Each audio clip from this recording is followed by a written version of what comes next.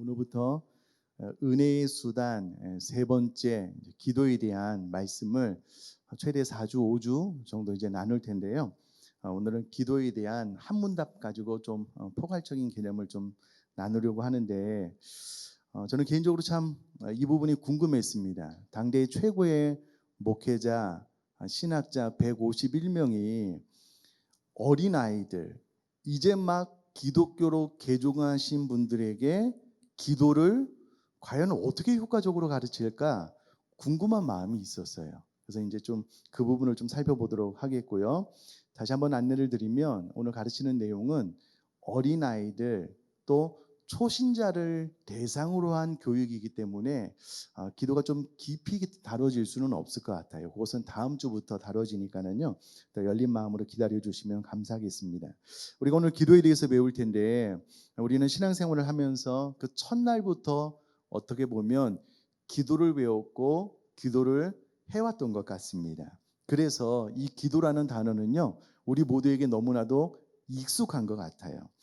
익숙하다라는 것은 장점도 있지만 자칫하면 무비판이 될 수가 있습니다. 이미 내가 아는 거기 때문에 비판 혹은 다른 각도로 생각해 볼 여지가 없을 수 있다는 치명적인 약점이 있다는 것을 우리가 먼저 좀 생각을 하시면 좋겠는데요. 그러므로 내가 생각하고 있는 이 기도에 대한 정의가 정말 바른 것인지 옳은 것인지 그른 것인지 한 번은 어떤 그 기준에 의해서 정립할 필요가 있다라는 겁니다. 그래서 오늘 그 은혜의 수단 기도에 대해서 특별히 대글의 문답을 좀 많이 인용해서 좀 포괄적으로 좀 살펴보도록 하겠습니다. 우선 기도에 대한 우리의 인식을 테스트할 수 있는 질문을 제가 몇 가지 드려볼 텐데요. 마음으로 맞으면 O, 틀리면 X라고 대답을 해주시면 될 것 같아요. 그냥 마음으로 빠르게 한번 대답을 해보시면 좋겠습니다. 첫 번째, 모든 일에 기도와 간구로 아뢰면 하나님께서 다 응답해 주신다. 자기 생각에 맞으면 O, 틀리면 X. 네. 두 번째요. 진실한 마음으로 정성껏 기도하면 더 잘 응답해 주신다. 네. 맞으면 O, 틀리면 X입니다. 세 번째. 하나님은 우리의 필요를 다 아시지만 기도하기를 기다렸다가 기도하면 응답해 주신다. 네 번째. 기도의 목적은 기도 응답을 받는 것이다. 자, OX를 하셨을 텐데요. 정답은 4개 다 X입니다. 의아스러운 부분이 있죠. 4개 다 X입니다. 자, 오늘 본문의 말씀을 제가 앞부분을 한번 다시 읽어드리면요. 아무것도 염려하지 말고 다만 모든 일에 기도와 간구로 너희 구할 것을 감사함으로 하나님께 아뢰라. 그리하면 가로 열고 가로 닫고 그 안에 우리가 생각하는 것은요. 하나님이 죄다 들어주실 것이다. 완벽하게 응답해 주실 것이다. 이제 이런 생각이 있는 것 같아요. 근데 하나님의 말씀을 보면은요. 그리하면 모든 지각에 뛰어난 하나님의 평강이 그리스도 예수 안에서 너희 마음과 생각을 지키시리라 라고 끝납니다. 죄다 들어줄 것이다 이렇게 끝나지 않아요. 그러므로 모든 일에 기도와 간구로 아뢰면 하나님께서 다 응답해 주신다 아니라는 거예요. 진실한 마음으로 정성껏 기도하면 더 잘 응답해 주신다 아니라는 겁니다. 이게 왜 그런지 뒤에 가서 좀 쭉 들으면서 좀 이와 같은 오해가 좀 풀렸으면 좋겠는데요. 전부 다 X라고 하니까 좀 당황스럽잖아요. 그러면 그럼 대체 뭐 어쩌라는 말이냐? 기도가 도대체 뭐냐? 기도의 목적이 응답받는 것이 아니라면 도대체 기도는 왜 하라고 하는 것이냐? 이런 질문이 생길 것 아니겠습니까? 그래서 이제 기도에 대해서 차근차근 한번 배워볼 텐데요. 하나님께서 기도를 통해 우리에게 원하시는 것이 있다면 무엇일까라는 것을 알기 위해서는요. 가장 먼저는 기도의 정의를 알 필요가 있는데 그것은 이제 질문과 대답을 통해서 이제 찾게 될 것이고요.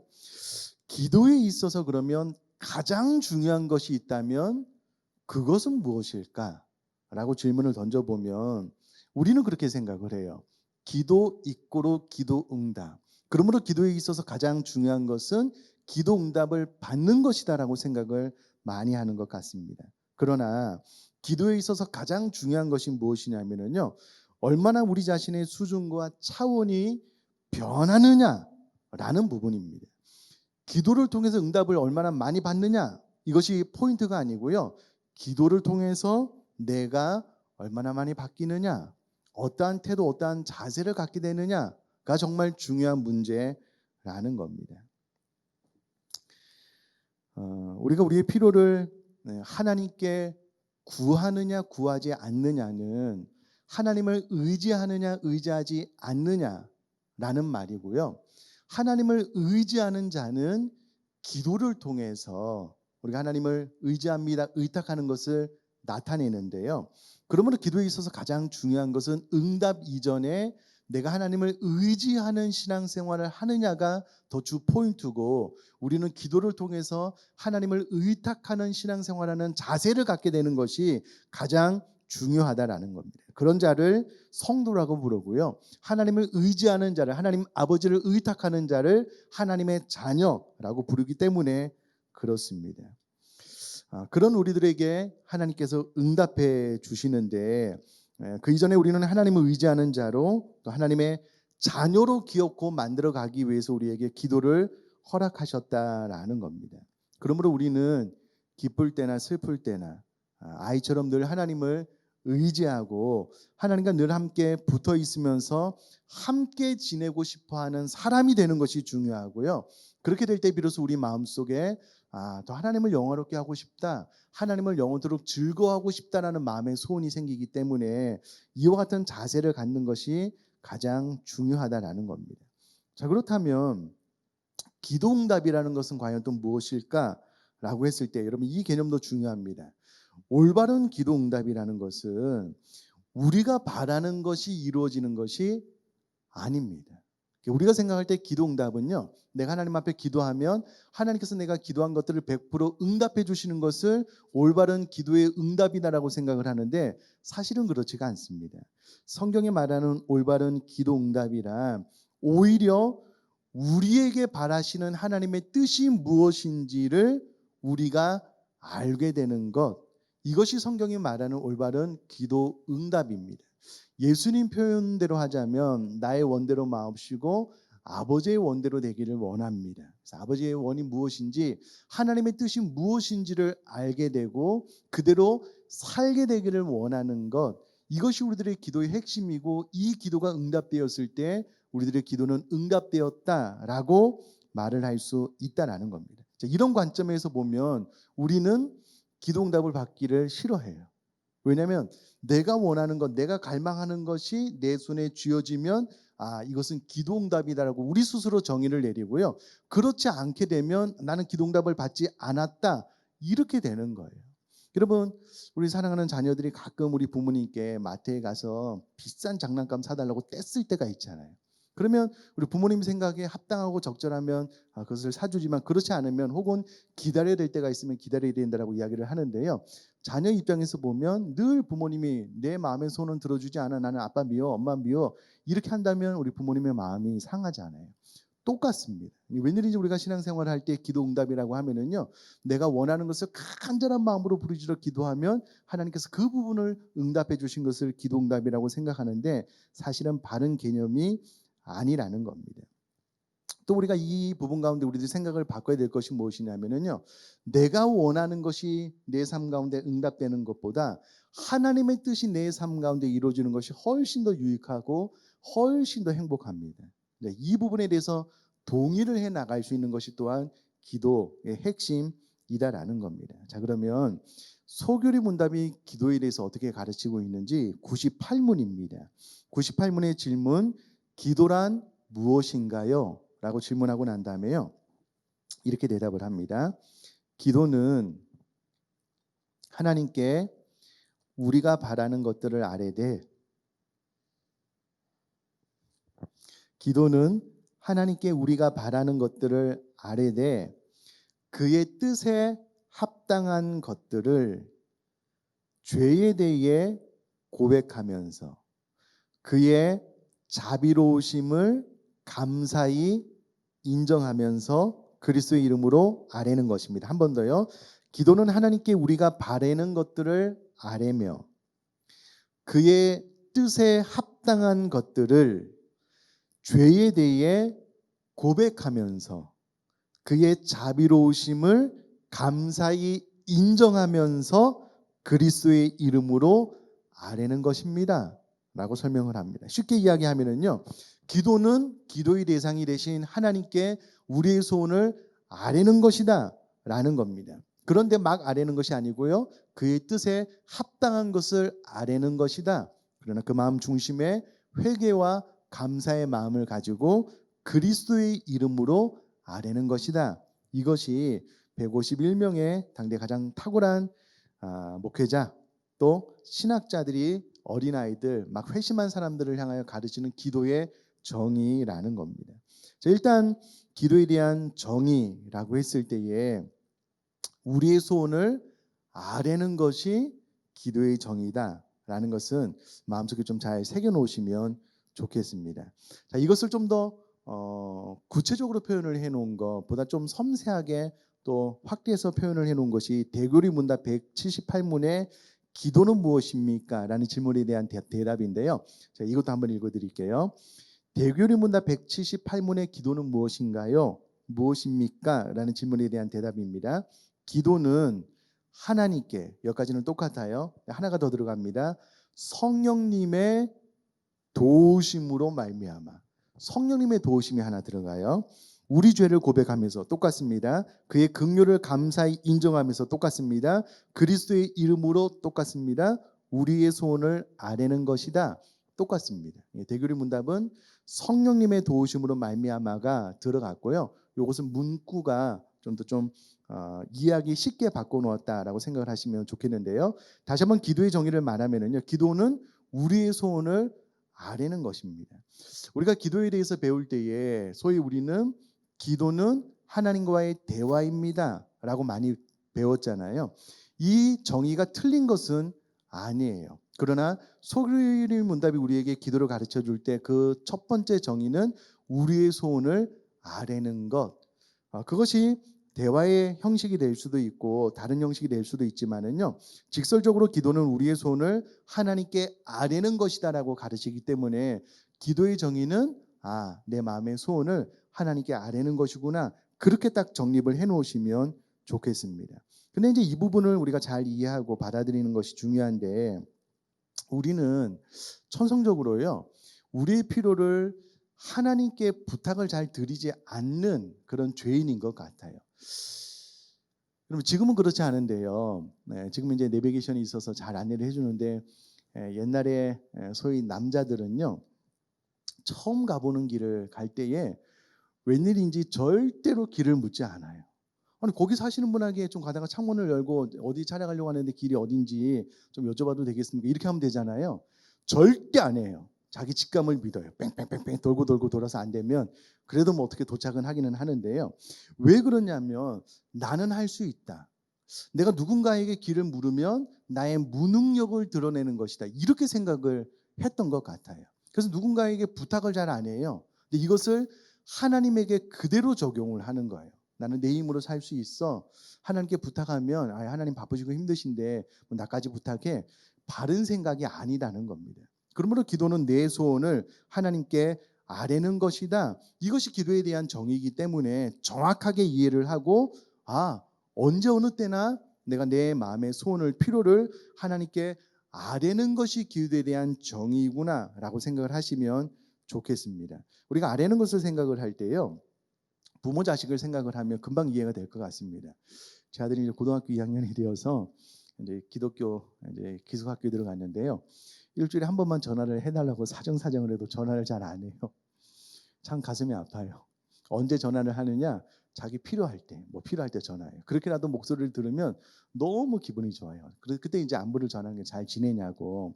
그럼 잘 생각을 해보시면은요, 효도라는 게 그렇게 어렵지 않아요.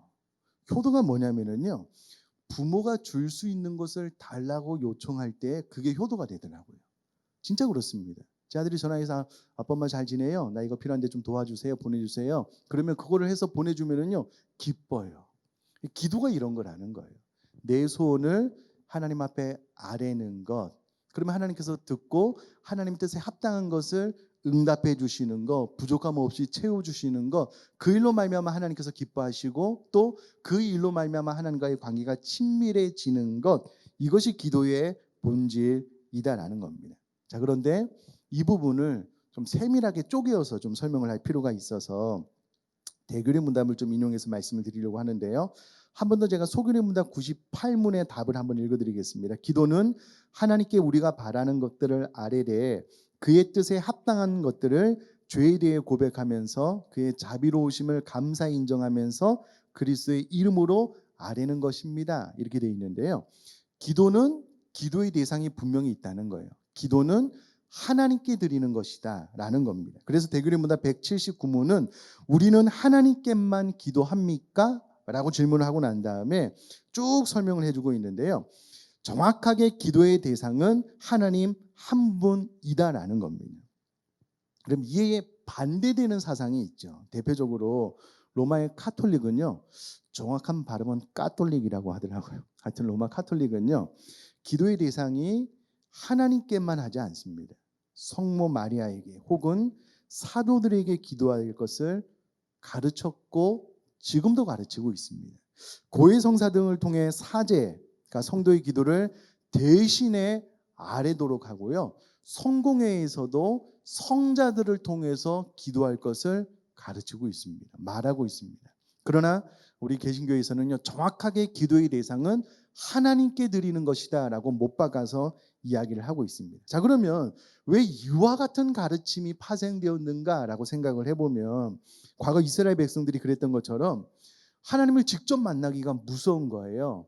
두려운 거예요. 그래서 하나님 아버지보다는 예수님의 어머니 마리아를 통해서 기도하면 좀 더 응답이 잘 되지 않을까, 부드럽고 편하지 않을까라고 인간적인 생각을 해서 이와 같은 생각을 고안해냈는데 그렇지 않습니다. 인간의 마음속 두려움을 배려한답시고 다른 어떤 통로를 통해서 하나님께 기도를 아뢰는 것은요, 절대 성경적이지 않습니다. 진리가 아니고요. 의도는 좋았지만 그 의도 속에 늘 죄악이 도사리고 있다라는 겁니다. 우리 개신교는 예수 그리스도의 십자가 죽음으로 인하여 성소 안에 있는 휘장이 위로부터 아래로 찢어지게 되므로요, 과거에 대제사장이 1년에 한 번만 지성소에 들어갈 수 있었는데 예수님의 십자가 사건을 통하여 이제는 우리 모든 성도님들이 그리스도의 보혈을 힘입어 누구라도 하나님 앞으로 나갈 담력을 얻게 되므로 1대1로 하나님을 만날 수 있게 되었거든요. 그러므로 우리 모두는 기도의 대상이 하나님께만 예수 그리스도의 보혈을 힘입어 드릴 수 있다, 드리는 것이다 라고 생각을 하시면 좋겠습니다. 절대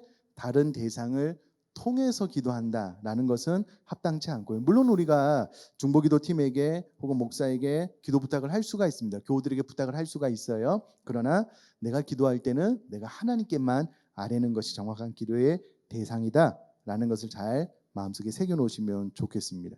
자, 계속해서 대규례 문답 180문은요. 그리스도의 이름으로 기도한다는 것은 무엇입니까?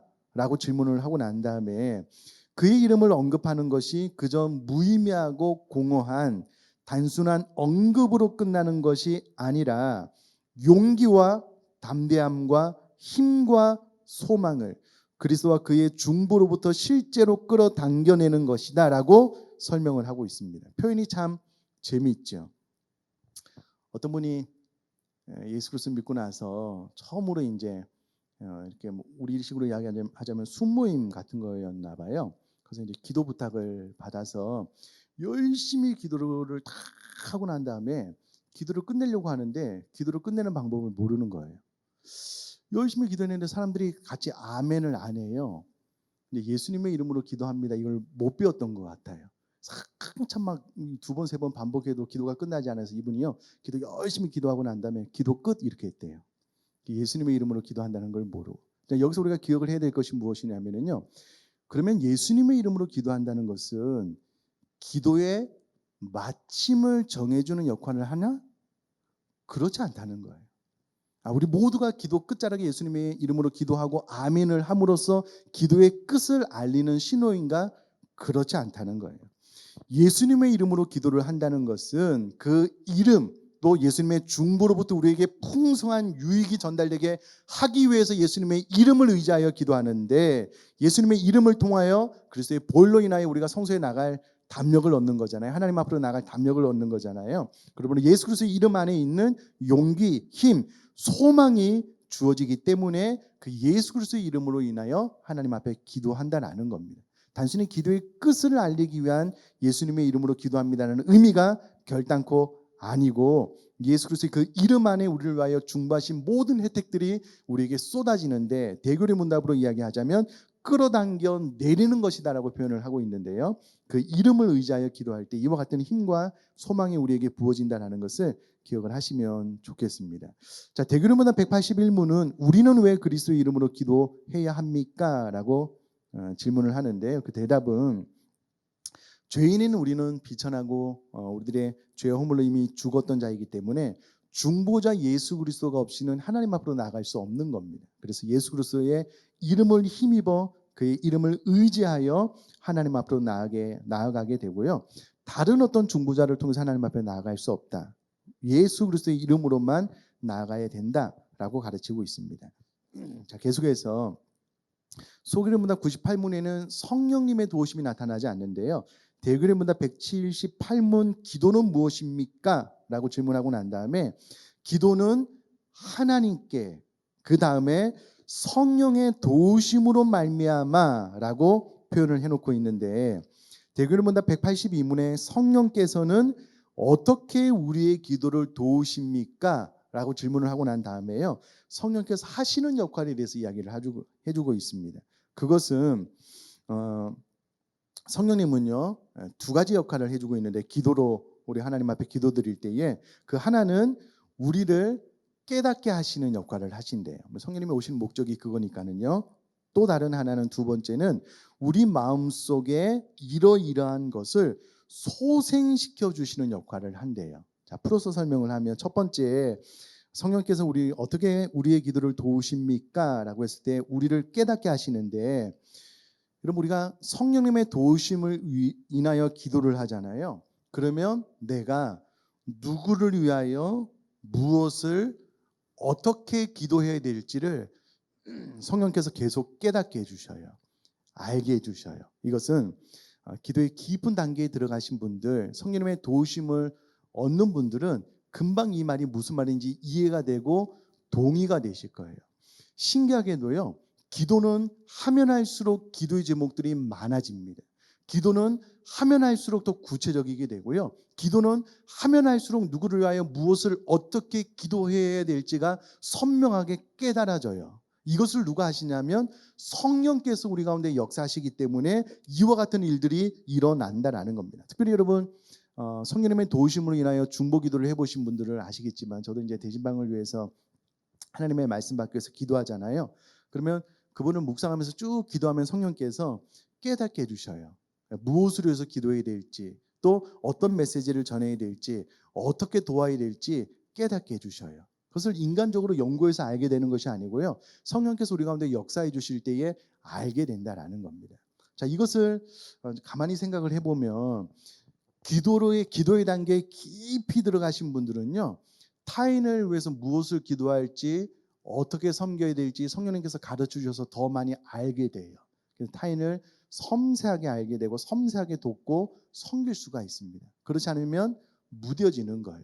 여러분, 기도에 깊이, 또 혹은 중보 기도를 소홀하신 분들은요, 타인에 대한 어떤 필요, 또 타인의 어떤 염려, 고민을 캐치하는 능력이 기도를 깊이 하신 분들보다 좀 적어질 수 있습니다. 물론 상담이나 학문을 통해서도 개발될 수 있지만, 기도를 깊이 하신 분들은요, 성령께서 계속해서 누구를 위해서 무엇을 어떻게 기도할지를 깨닫게 해주심으로써 그분의 필요가 무엇인지 알게 되거든요. 그래서 대화할 때 어떤 그 핵심적인 부분을 톡 집어서 이제 넌지시 이야기하지만, 톡 집어서 이야기하면은요, 그분의 마음을 어루만질 수도 있고 위로할 수도 있거든요. 이게 이제 기도할 때 성령께서 우리에게 주시는 은혜 가운데 하나라는 거고요. 또 하나는 성령께서 우리 마음속에 이러이러한 것을 소생시킴으로써 하신다라고 기록을 하고 있는데, 여러분, 화면을 통해서 저를 한번 봐주시면 이 부분이 너무나도 중요한데, 여러분, 기도를 통해서 성령께서 어떻게 역사를 하시냐면요, 우리 마음속에 이러저러한 것들을 소생시키셔요. 죽어있던 모든 것들을 살아나게 하셔요. 특별히 코로나19 시대에 여러분 잘 생각을 해보셔요.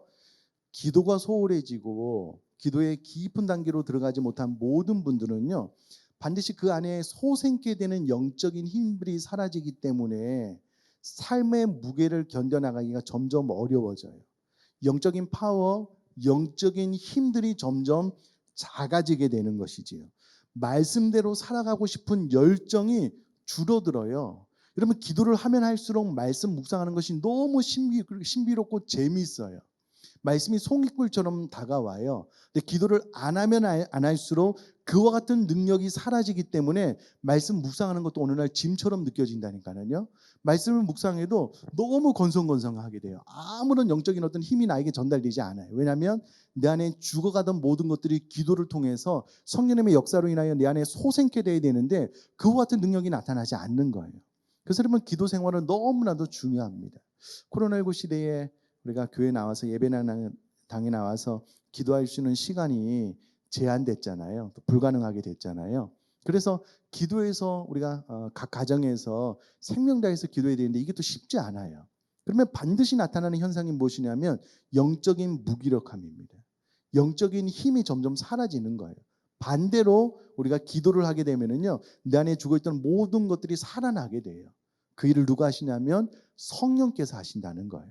그래서 나의 영적 상태를 잘 보고 오늘 이 말씀을 통해서 내가 반드시 기도하는 일에 깨어 있어야 되겠구나라고 결심하실 수 있게 되기를 제가 주님의 이름으로 부탁드립니다. 그 일을 성령께서 하신다라는 겁니다. 우리가 가까운 친구를 만나면은요, 그렇게 이야기를 해도 이야기가 끝이 안 나잖아요. 그리고 나서 내일 만나서 또 이야기하자고. 기도를 안 하면 안 할수록요, 기도가 안 돼요. 반대로 기도는 하면 할수록 기도의 시간이 늘어납니다. 똑같은 원리다라는 것을 잘 기억을 해주시면 좋겠습니다. 자, 소기능 문답 178문을 배우고 있는데 정리를 하면은요, 지금까지 배운 것을 정리를 하면 기도는 우리의 소원을 아뢰는 것이다. 누구에게? 하나님께. 그리스도의 이름으로 또 성령님의 도우심으로 말미암아. 여기까지 배웠는데요. 이제 두 가지가 남았죠. 회개와 감사입니다. 감사부터 말씀을 드리면 하나님께서 죄업물로 죽었던 우리들 십계명을 배우고 나서 우리의 처지가 처절하게 느껴졌는데요.